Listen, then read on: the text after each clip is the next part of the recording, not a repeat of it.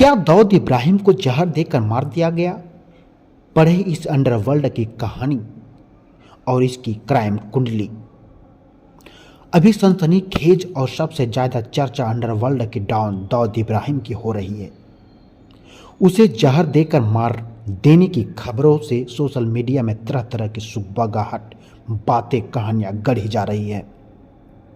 चर्चा, बहस और सवालों का दौर अभी जारी है। इस बात की हवा तो तब ज़्यादा फैल गई जब पाकिस्तान में इंटरनेट डाउन कर दिया गया। दाऊद के समधी और पाकिस्तान के पूर्व क्रिकेटर जावेद मिदाद और उसके परिजनों को नज़रबंद करने की खबर उठ रही है।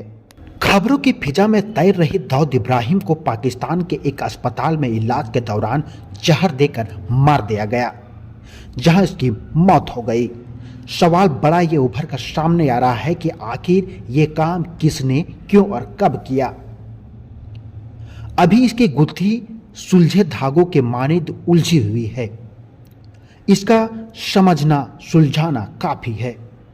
दूसरी सच्चाई ये भी है कि अभी तक दाऊद के मारे जाने की पुष्टि किसी ने क्यों नहीं की है। पाकिस्तान को तो ऐसा कभी भी नहीं कर सकता, क्योंकि मुंबई हमलों का गुनहगार दाऊद इब्राहिम को पनाह देने की बात हमेशा पाकिस्तान नकारता रहा है। भारत से भागकर पाकिस्तान में पनाह लेने वाले दाऊद इब्राहिम की तलाश पिछले 3 दशक से किया जा रहा है, लेकिन उसे पकड़ने में अभी तक नाकामयाबी ही हाथ लगी है। अब इस खबर के मिलने से कितनी सच्चाई है? क्या दाऊद इब्राहिम वाकई मर गया है? तो आखिर इस मृत्यु का कारण क्या है? इसका राज जानने के लिए हर किसी की दिलचस्पी बनी हुई है। कभी भी पकड़ में नहीं आया दाऊद इब्राहिम। मुंबई सीरियल ब्लास्ट के गुनहगार दाऊद इब्राहिम को कानून के कटघरे में लाने की कोशिश भारतीय एजेंसियां 3 सालों से अधिक समय से कर रही है, लेकिन अंडरवर्ल्ड के इस डॉन को पकड़ना कभी भी मुमकिन नहीं हो सका।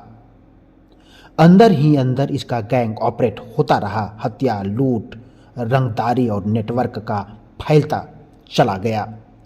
एक वक्त था जब भारत में दाऊद इब्राहिम के नाम से लोग कांपते थे। 90 के दशक में अंडरवर्ल्ड की दुनिया में इसका बड़ा धाक और सिक्का चलता था। दाऊद इब्राहिम चर्चा में और हर लोगों के जुबान में तब आया जब 30 साल पहले मुंबई सीरियल ब्लास्ट का इल्जाम उस पर लगा। 1993 में मुंबई को दहलाने में दाऊद इब्राहिम का हाथ बताया गया। 12 जगहों पर धमाके में निर्दोष 257 लोगों की मौत हो गई और 700 से अधिक लोगों की जख्मी हो गई। इस ब्लास्ट में देश ही नहीं बल्कि पूरी दुनिया सिहर गई थी।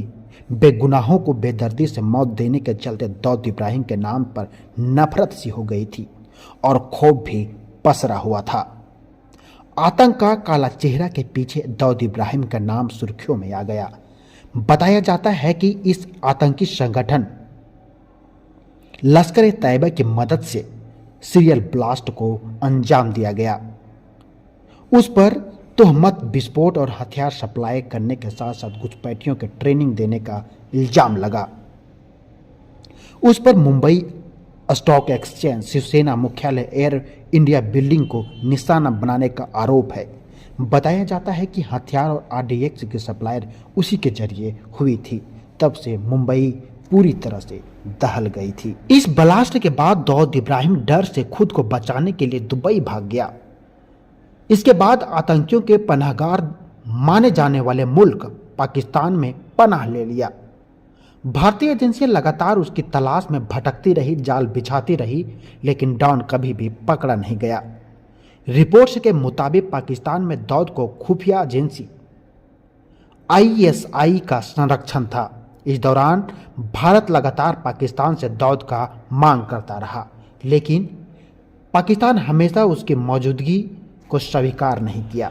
मुंबई सीरियल ब्लास्ट के बाद भी पाकिस्तान में महफूज रह रहे दाऊद इब्राहिम ने जुर्म की दुनिया से रिश्ता नहीं तोड़ा। लगातार उसके गुर्गे उसके बनाए नेटवर्क पर काम करते रहे।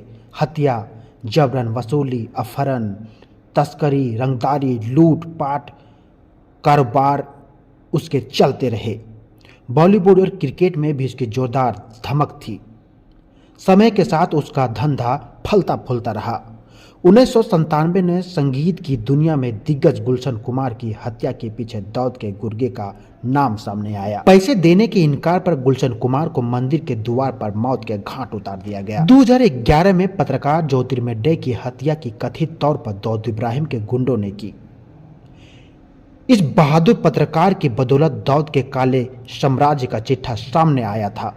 2000 में जूता कारोबारी परीक्षित ठक्कर की किडनैप और हत्या दाऊद इब्राहिम के गिरोह के हाथ माना गया।